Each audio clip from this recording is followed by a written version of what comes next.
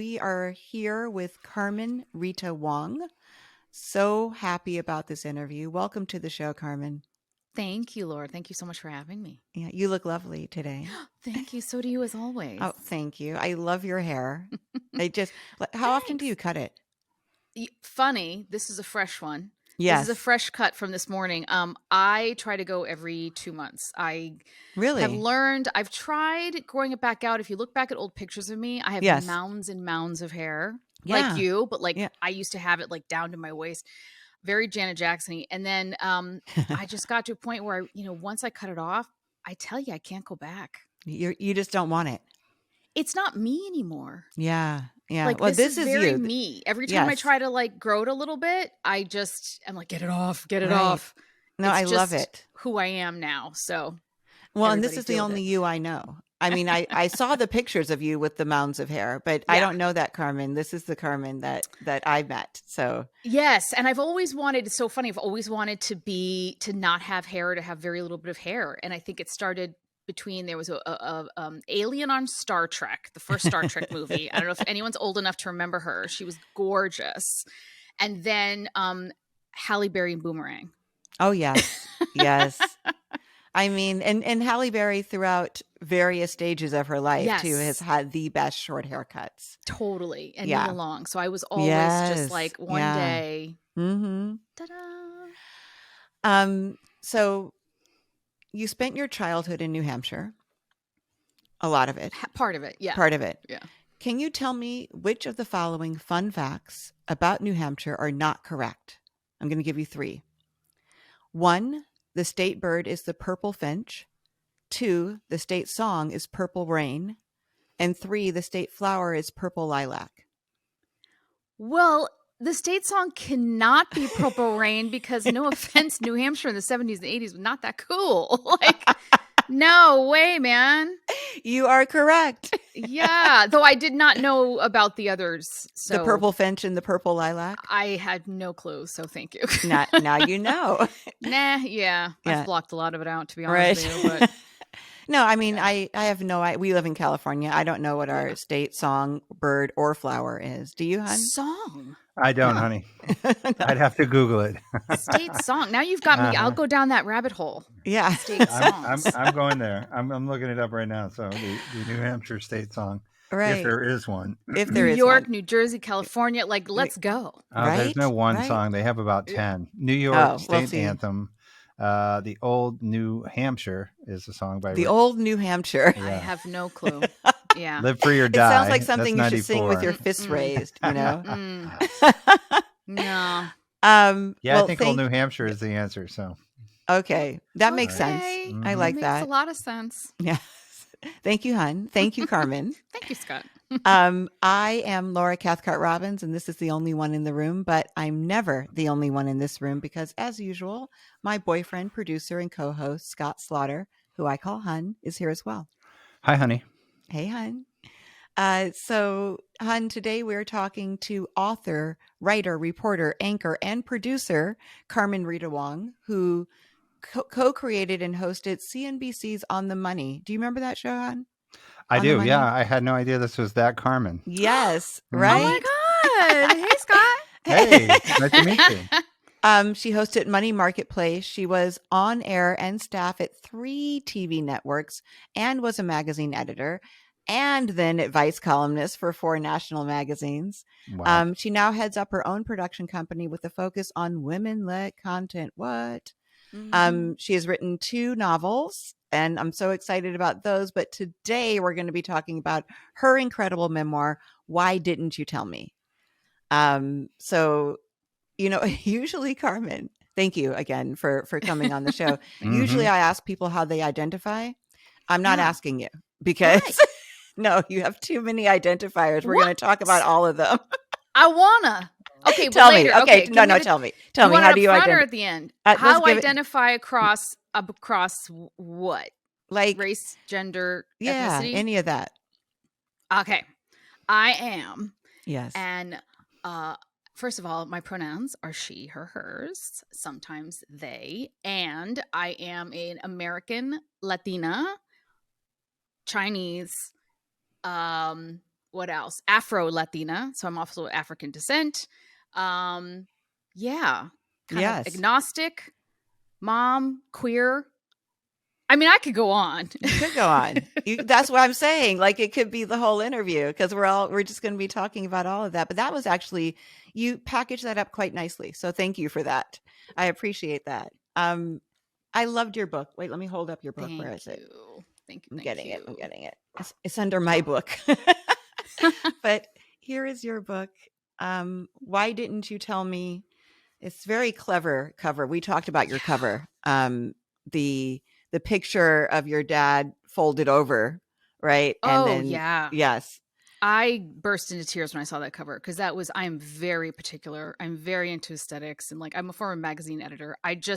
It's brilliant. It's the engagement portrait of my mother, Guadalupe, who was only 19, and Papi Wong, right, my father, who was 34. Yes, but the page is folded over his face. It's amazing. Amazing. And it's red, which is very lucky Chinese color. Yes, it is. Auspicious. I love it. Auspicious.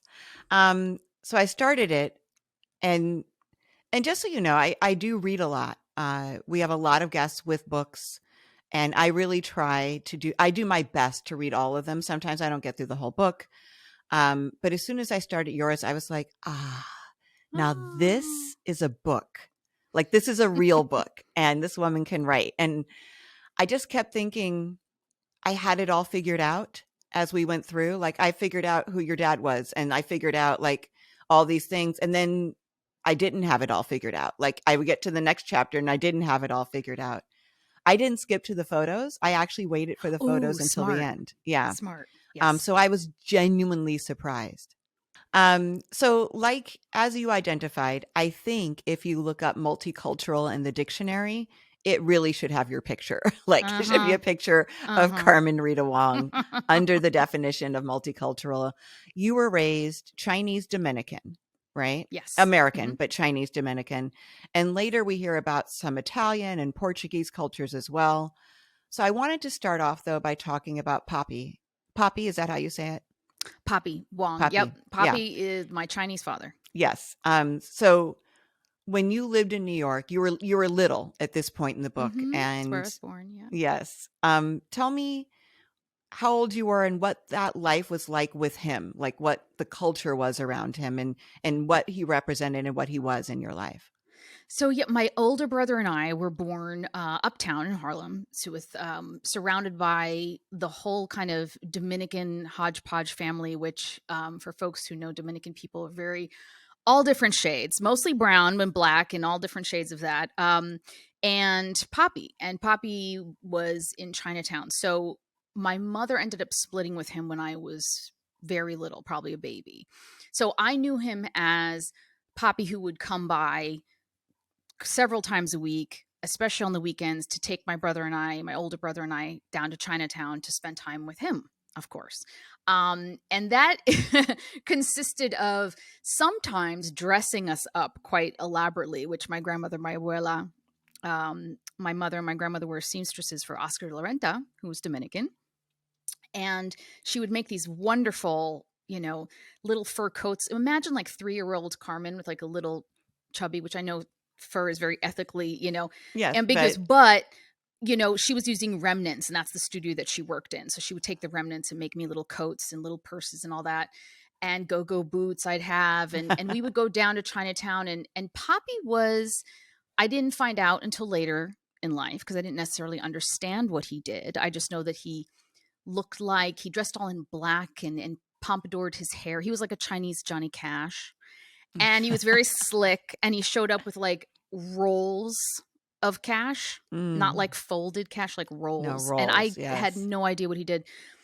But as I found out, he was a gangster. He was a gangster, and he would take us to Chinatown to see his peeps and his boss sitting up there on the dais with all his guys and show us off. And it was a very wild and incredibly rich in so many ways, not financially necessarily, though we were perfectly fine. It was just so much culture and color between my Dominican life and family and the food and the music and the smells and everything and the dancing, and then Chinatown.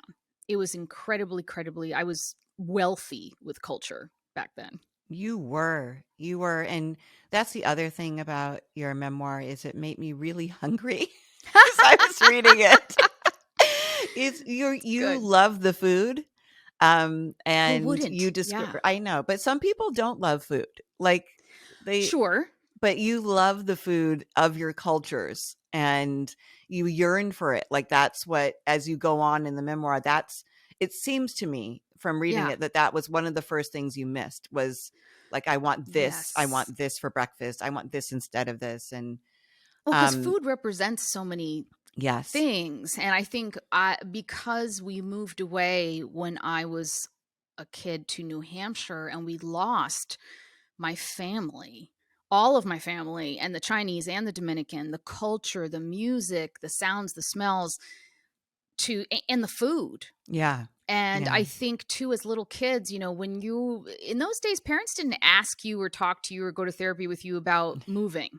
No. They didn't like, my mother was remarried. Basically, she divorced Papi and remarried an Anglo-American, my Anglo-American stepfather.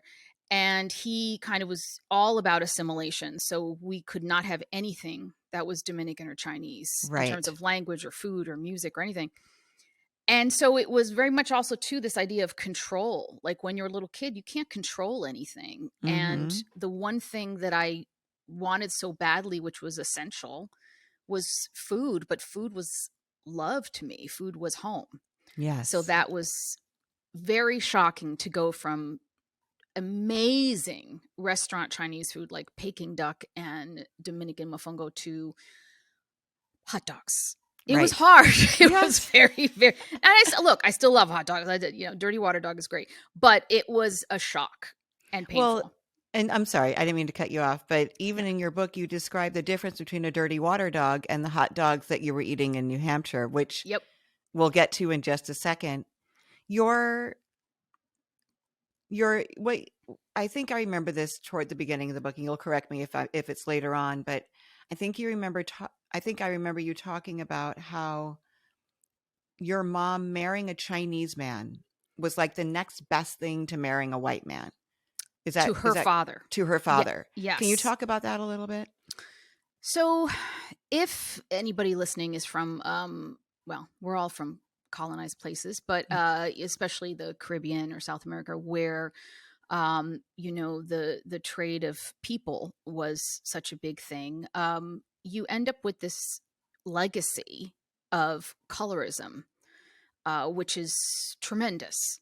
So that was a time where Dominican people, who, by the way, share an island with Haiti, which is a black country, and I would argue Dominican Republic is also very much a black country, decided to say that they were Spanish. Mm-hmm. So they come to the United States as Dominicans, and they could be, as dark as anybody and just say, oh, no, I'm Spanish. But they're not from Spain. We're not from Spain. So the racism was real. Mm-hmm. And my grandfather, Abuelo, who was a black man, really was all about this country elevating, and many, many fathers, because it's a very patriarchal society, were very much about kind of, as crass as it can be, is breeding out in the family the color. So he came to this country and was like, I'm going to, elevate my family by making sure my daughters, well, first of all, they had to get their correct documentation, which they didn't have. So he went to these two Chinese gangsters who had the documentation and paid them to marry my mother and my aunt, her sister. That is really interesting. Yes. Yeah. And that is interesting in and of itself. But the fact, when I asked my mother, and I would ask her, like, why did Abuelo, like, why did you both marry Chinese men? Yeah. And she said, well, because, he said that that's the next best thing to white. Yes. Yeah. So it's just like the caste system is real. Yeah. A thing. Yeah. And then the other thing was, and you described this so vividly in your book, it's one, I think you say later on that you didn't realize this until later, but Spanish was your first language. Yeah. Right. You learned English, but you spoke Spanish as your first language, and then English became your first language later on. Yeah, by the time I was when I started going to daycare, I think I was about 3 or 4. And that's where, the daycare was English dominant. Right. So that's how it happens for a lot of immigrant kids. Yeah. That you go to school and that's where it starts. Yeah. Well, and I know that there's like this kind of charge to reclaim and keep Spanish in the home so that they can keep that language, that original language. With their families, because a lot of people speak Spanish and then their children don't speak any. Right. Yeah, and it's like there's no communication. Yeah, it's very sad. I've always been constantly trying to get it back perfectly as possible. Right. So because I ended up, when we went to New Hampshire, I ended up going to a school that only offered, because it was Quebecois nuns, French. So it was 8 years of French, and thankfully the structure is very similar to Spanish. Yes. So when I went to live in South America in my 20s, the Spanish came back. Right. And then it loses again. My mother passes, it goes, and I got to go back to class. And now I'm back in class again. Like if you don't use it, you lose it, basically. Absolutely. Yeah. Your mom, she seems like she was very complicated, and you just talked a little bit about her origin story with your abuelo and this idea, this charge to make sure that, with each generation, they look more American, more white, less Dominican or whatever, less dark, right? And so she was a product of that thinking. She grew up with that and grew up with a lot of other things that felt cultural to me. Like that were just probably typical in the culture in which she grew up. But so she seemed like a complicated person. Yeah. And you had what I would call a complicated relationship with her. I want to talk about Marty, but can you just tell us first a little bit about your mom so we can see the person who ended up with Marty? Yeah. Oh gosh. Well, the person who ended up with Marty, here's the thing. Imagine if you look at kind of me and my career and what I've done in my life, and imagine that, but back in the 60s and 70s, and someone unable to do what she wanted at all. Her education ended at 15. Her father was quite brutal person, violent, and the women in the family had no choices for anything. So she was smart. She was ambitious. She was intense. She loved the arts. She was dreamy. But she also inherited that brutality. And so she was incredibly difficult to live with. But in terms of before I even really got to know her as I got older, the woman who met my stepfather, my Anglo stepfather, she got married off, not out of love. She ended up quickly having my brother the next year at the age of 20.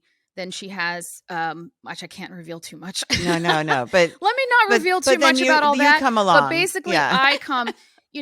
Papi's a gangster. He is also abusive and brutal. So she escapes that. She's working. She's young. She's in her 20s. Like, imagine, and she's hot. Like, I mean, my mother was really, really cute. Yeah. And full of life and fun. And she worked with a bunch of other women. And the thing is that access to work and socializing for these women, like my grandmother and my mother stuff, like it exposed them to the world. And then we lived not far from Columbia University. So there were also some students in our building and professors in the building and people of different backgrounds. So she became exposed over her years in the city to all kinds of people and very much to the American idea of feminism, of being a feminist. Yeah. Like she couldn't necessarily feel like she could do it herself, but she made sure as hell that that's how she raised me.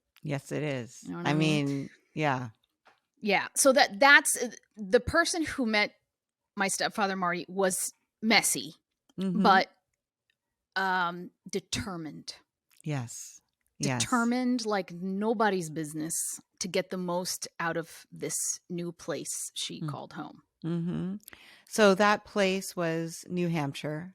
Well, I mean, meaning the United States. Right. But yes, right. then the move to New Hampshire was, she was chasing after what Marty promised her, the white picket fence, American dream. Tell me your first impressions of Marty. I wanted him to like me. I think that happens anytime, not anytime, because my brother was the opposite. My brother was like, who the hell is this interloper? Right. Like, I'm the man of the house. Meanwhile, he was like 9, you Right. know, and he's like, I'm the man of the house, you bastard. So my brother and I were opposites when it came to Marty. I wanted him to like me because I knew that, first of all, everything was about keeping my mother happy, because when she was miserable, it made, she took it out on me. So it was all about that. And I became that person who was like, tried to always stabilize the temperature in the house. And then also too, when we moved to New Hampshire, I got moved away from Papi. Mm-hmm. Now we came back, we drove to the city. It was a 4-hour drive that I know like the back of my hand. Very, very often, at least 4 times, if not more, a year, to see the family and to see Papi. But here I was in this new place, and then my mother started having babies with Marty, my little sisters, and she put me in place to be like their second mom. Of course, I wanted to be a part of that family. My brother was old enough that he felt already established with Papi as a Wong, whereas I felt completely unmoored, like I had no family. Mm-hmm. So I wanted to be a part of a family. So Marty was key to being part of this new family, and I desperately wanted to be, but I just never felt like I was. Right. So you have 4 younger sisters, Yes. Is that correct? Yes. So you and your brother, the age difference between the two of you is? My brother was 6 years older. 6 years older. And then my sisters came about, they started when I was, my brother's 5 years older. My sister started 6 years. I'm always mixed up the 5 and 6. Right, I'm basically 5 or 6 on either side. So and then my sisters like came out quickly. I am an island. Yes. You're an island in between. And our first conversation when you and I talked was about that only one in the roomness there. Because now you do not have the mooring, like you said, of your Dominican family, that lifestyle, the food, the Spanish, the neighbors popping in and out, the love. Yeah. The love. And there's this white man who your mom is now your brown mother is married to this white man in this very, very white place. And you are the older sister, but you're also the second mom. You're also kind of like his son, if we're looking at genders, because I'm sorry, let me rephrase that. Typically, the things that you would see like in a movie or a TV show that a dad would show his son, those were the things that I read about him showing you. Fixing the car, like that kind of thing. Yep. I don't know if he did the same thing with your younger sisters or not. No, he did not. So you were the only one. And I think it was because he didn't have a boy or any boys. And I also think because my brother pretty much rejected him outright, you know? So I think too cool. Yeah. Well, and I don't blame him, it was difficult for him, but, I think too, I don't know. I cannot put my finger on it, but I just really didn't see gender being an issue. Like I wasn't one of those who was like, oh, I should be changing diapers. I was like, I'll go out there and chop wood with you. Yes. And he was eager for a kid to like, do that. Because my brother did it grudgingly, but I was all like little Miss Eager Beaver, like, oh, sure, I'll help you. Or changing the oil, whatever. And I took it up very quickly. Right. So I had interest in those things that stereotypically a boy would, which is why at the beginning when I said I identify as she and her, I also have a they, because I very much do not feel 100% either. Yeah, I totally get that. Yeah. And it comes across in the memoir as well. Okay. Without any judgment of anybody, but just like, this doesn't fit, but I like this, and I like this, and I like this. For your mom, who was eager to make this country her own and have this place in it, I was particularly struck by the Rolos scene. Is that how you say it, Rolos? Yeah. Okay. Yeah. Can you talk about that transition for her, the assimilation, how she showed up and then how she ended up? Yeah, it's so funny, Laura, how we started when we both got online talking about hair. Yes. Oh, hair as Black women, it is so loaded for us. So my mother when we moved to New Hampshire, very typical in the city, especially, in the Dominican population, it's very typical to set your hair, on a certain night of the week. And what that means is putting the rolos, the big rollers in the hair, putting a beautiful scarf over it, right? Or now we have bonnets, right? And we use a bonnet. I use one at night for Pete's sake. That's how you can do your errands. You go to the grocery store like that. But let me tell you, once you do the groceries and you do all that, you go home, you take those things out. Your hair is gorgeous. You do your makeup. You go out, look chi-chi. It's wonderful. Yes. But in New Hampshire, in the late 1970s, the sight of my mother pulling up and getting a grocery cart with those Coke can Rolos in her hair and a scarf, and my brother and I, my brother much more clearly was a young Black man, and I was just brown, but it was so rough. It broke her heart the first time seeing, as we were going through the grocery store, seeing us get stared at, and my mother in particular stared at, whispered, chittering at, grimaces. It was awful. And to see my mother, who to that point I had seen as the most glamorous, beautiful, powerful thing, you could just see her face burning. Yeah. Yeah. In both shame and rage and pride, because she kept her chin up. And then, years later, when she decided to cut her hair, she never put those things in her hair again, but to cut her hair into a little afro. Yes. To see the absolute disgust in my stepfather's face when he saw her, after I saw her with such pride, and we chatted about how pretty she looked and how Rita Moreno had that look on Sesame Street, and that's where she got the inspiration, and she found a Dominican hairdresser, and how cool. And then he comes home and it was all over. Yeah. And she ended up wearing a scarf on her head until her hair grew back so that she could pull it out again straight.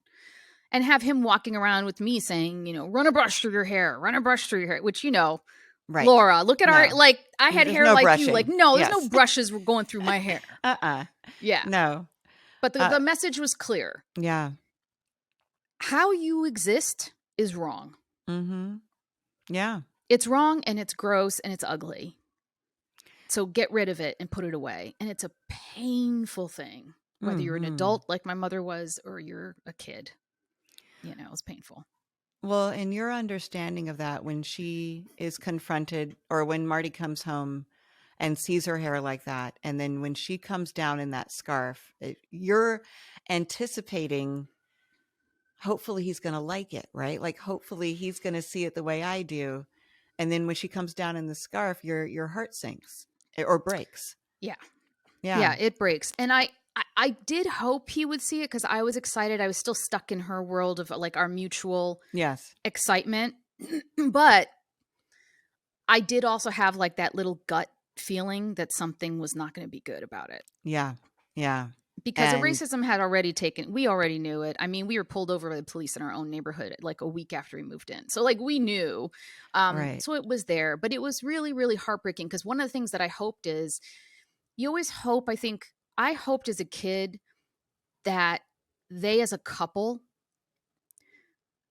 that love, as a couple, I would hope that you would be proud of the other one and be happy at their happiness, much more than allowing racism to run your relationship or to hurt the person that you love. Yeah.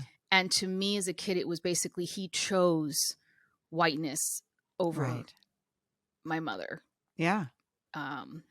Well, he went along with the thing that would probably, in his mind, get them, make the least waves, Yeah. I mean, he fixed her teeth. He got her contacts. He really transformed her. It was a very Pygmalion situation into whiteness.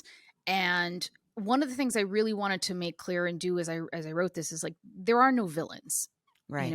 My mother and Marty were products of their time and the culture. Yeah. Yeah, absolutely. And it was clear. Yeah. It was absolutely clear. Every time you every time you were honest about a situation, you really showed more than one side of it. Yeah. And I really appreciated that. Your sisters, your 4 sisters were Anglo-looking, or are Anglo-looking, pretty much, or more Anglo-looking than you are. Is that right? Some. Okay. The one after me is not. She looks like you. Then no.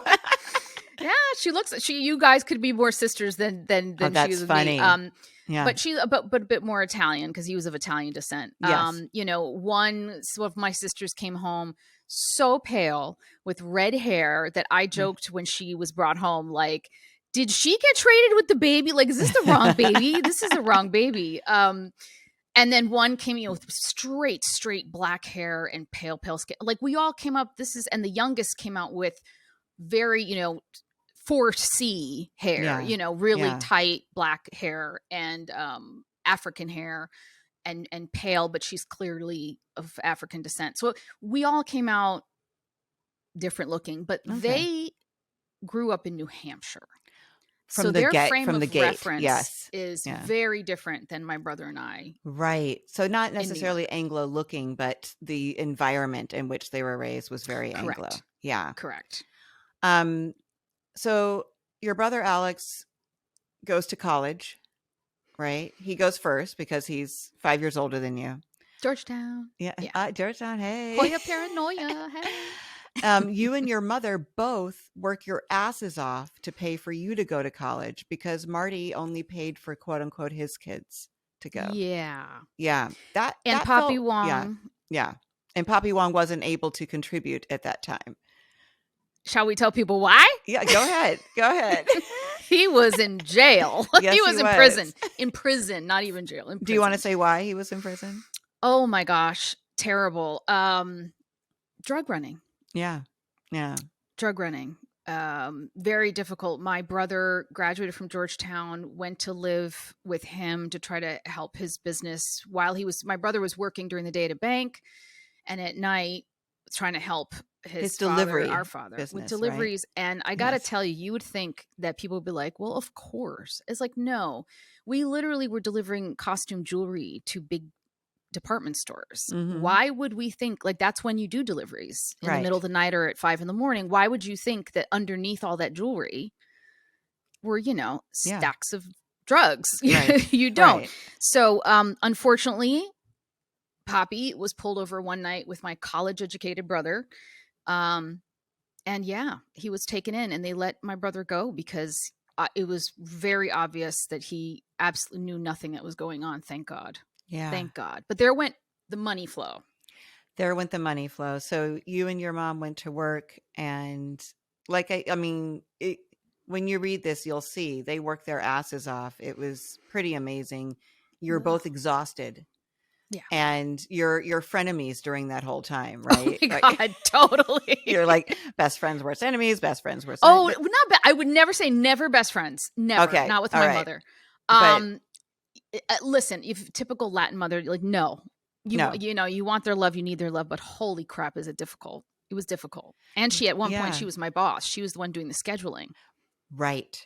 Yeah.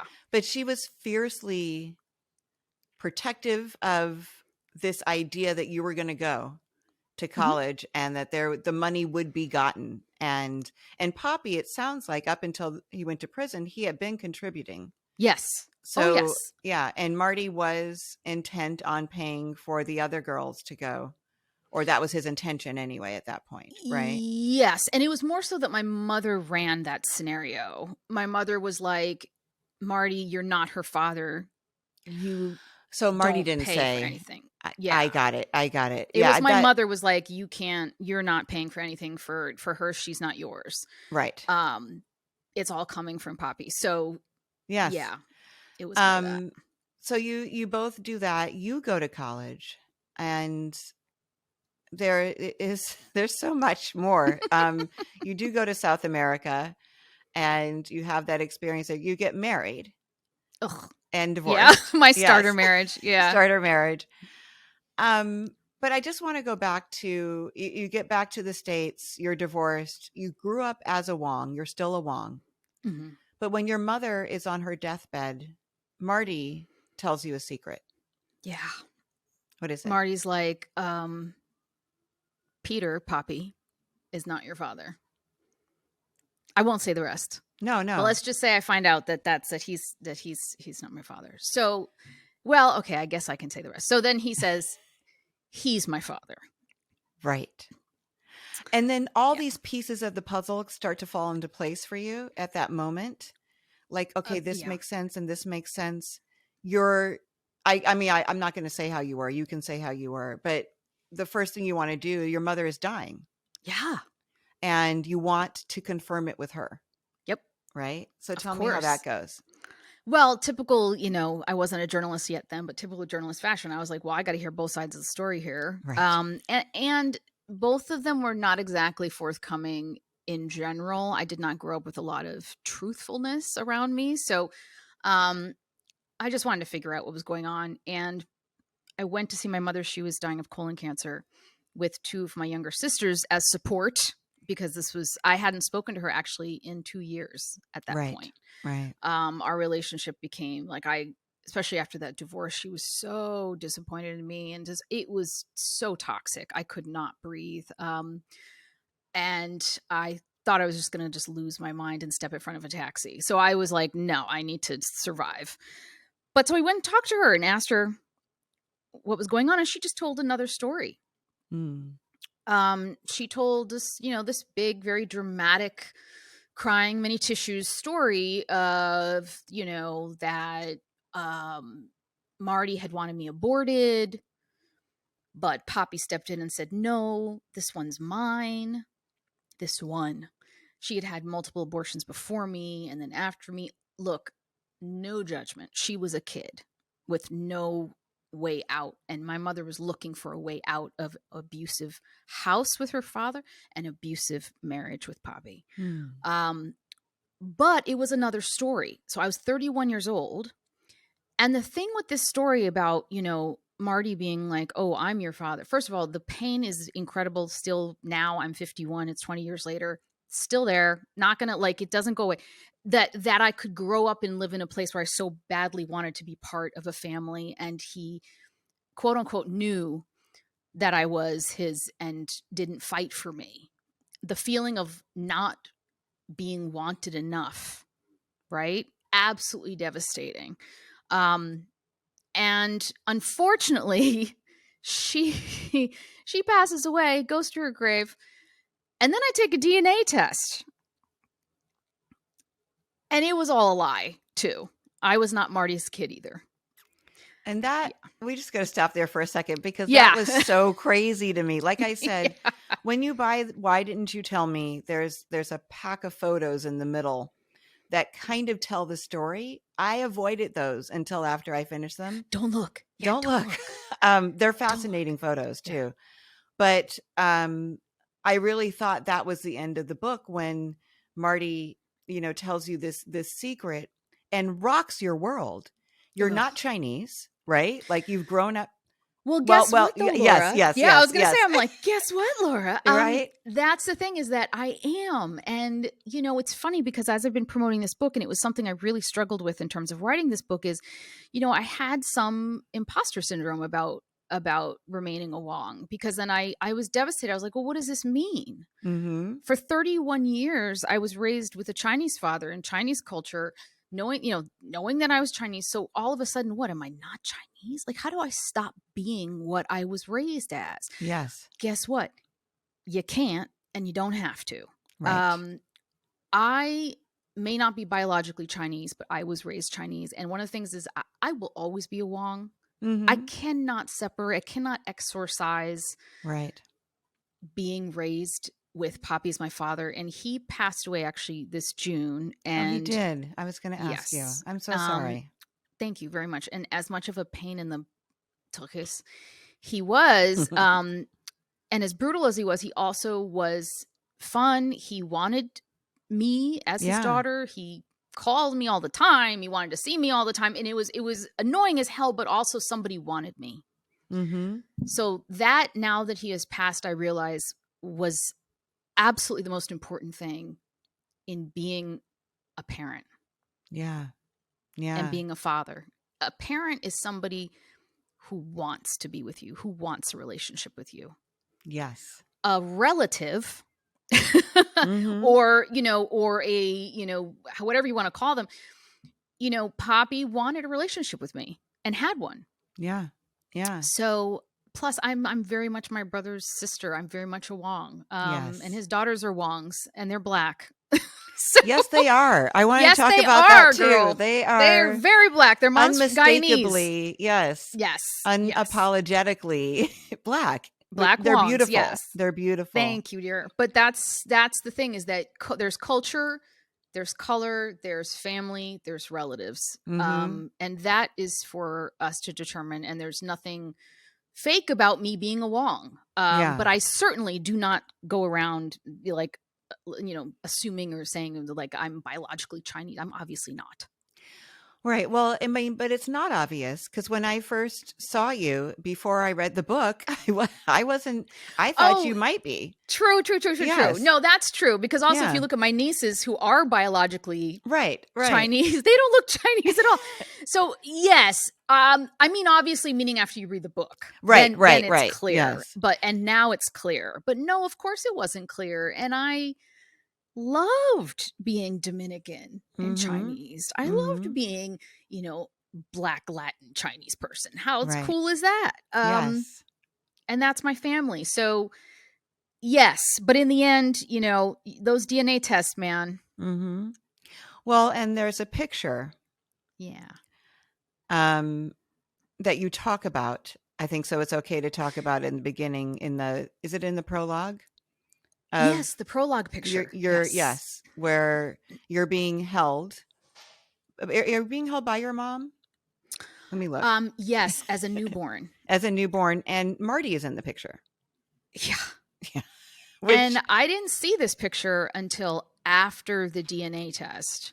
Right. But even still, had I seen that picture before I knew, it would have been, I mean, of course I would have looked at that picture and gone, what the is happening in this picture? Why am I a newborn? I look no more than a few days old. No, you're a newborn for sure. With someone who's not my father, who's someone who's not my mother's husband. Why is my mother not with her husband? Why is my mother not with Papi Wong? And I'm his, why is she with this strange man? And they're friends. We were at their friend's apartment. Yes. Yes. At Leon's apartment. It was a crazy picture, and one of my sisters found it several years ago, and just unbelievable photo. If there's one photo in your family like that, if it were to exist, would just completely change everything, it was that photo. Yeah. No, it definitely does. And again, that's why I thought I knew the outcome of this book was because there was that photo. Joke's on us, Laura. On both of us. Me too. So through the journey in your book, and now you just told me that you lost Papi, and like I said, I'm so sorry to hear that. But you also lose your brother. Yeah. Which was a huge shock to me. I actually put the book down when I realized that, because it was so unexpected, and he was so your rock. Yeah. And I felt like he was the strongest bond for you. He was. Yeah. He was the most important person in my life. And he has 3 daughters? Yes. My 3 nieces, yes. 3 beautiful daughters. I felt your heartbreak when you wrote about him, and my comfort for your loss. Thank you. Yeah. That was hard to write. Yeah, I can't imagine. I can't imagine what that must have been like. And I don't mean that in the overly dramatic way. Like no. As a writer, I don't know what that must be like to put, I would say, pen to paper. Nobody does that too. But he guided me through this book. I tell you, he wanted this book to happen. He helped me research, and he was my biggest fan. I wish for everybody that someone in their family is their biggest fan. There's nothing like it. So, he was my biggest fan, whether it was my TV show or whatever I had, he was with pom-poms. And so while I was writing this and while I was writing that, like I really felt him there. You felt it. Oh, that's beautiful. That's so beautiful. Tell me then about your relationship with your Wong relatives. Do you? Oh, there's no more left. Oh, you mean my brother's family? Yeah, oh, okay. Yeah. No, they're the closest. Do you still see them? Do you? Are you kidding? Yeah. Anybody can go to my Instagram. Yes. And you can see the Wong girls, who I'm so proud of, because my daughter B my daughter B came out completely blanquita. So she is white. She I is call her white. A porcelain angel. Yes, she's beautiful. And she is being raised by a brown mama. The Chinese name, she actually is down at 6 years of Mandarin. And my nieces are her, what they call sea stars, SEA stars, because they grew up like sisters. And my brother was her Tio, her uncle, but her closest, because I've been raising her on my own since she was 4. So he was her closest, kind of dad figure. So we are incredibly close, and mostly now too, because of my sister-in-law. So I call her Belinda in the book. Yes, you do. Yes, I do. So she and my brother met when they were in college at Georgetown, and she's known me since I was a kid, 13, 14 years old. And she's my big sister. She is my family, not by blood. She's my big sister. Yeah. And my closest family member after my brother.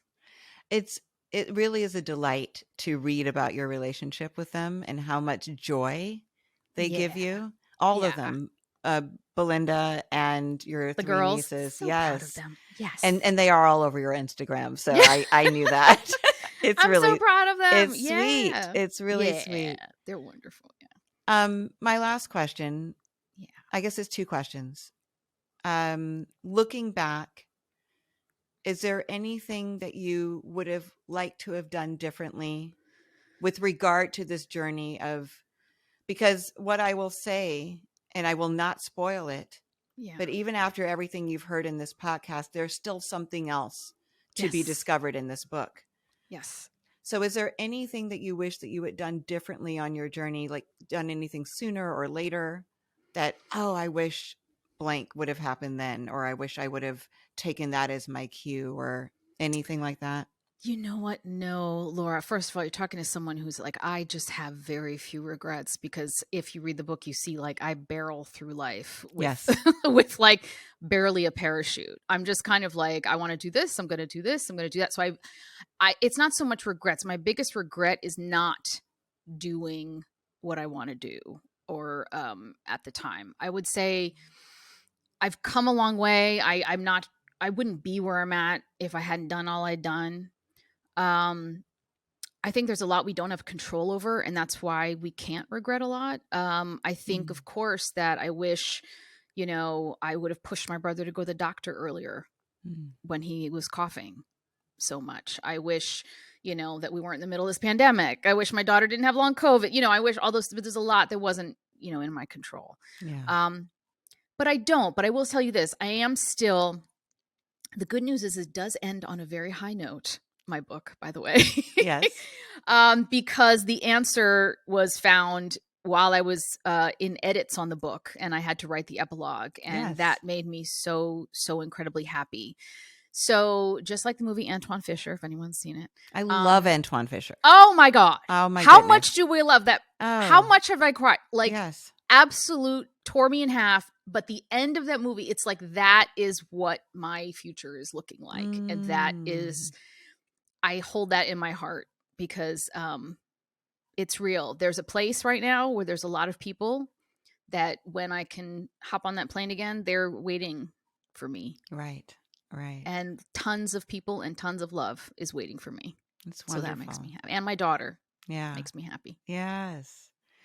Tell me, what's your Instagram so people can follow you? It's at Carmen Rita Wong. It's easy. Isn't it? Yeah. Is there any place else you want people to look for you? Twitter, I'm at Carmen Sense, SENSE. Okay.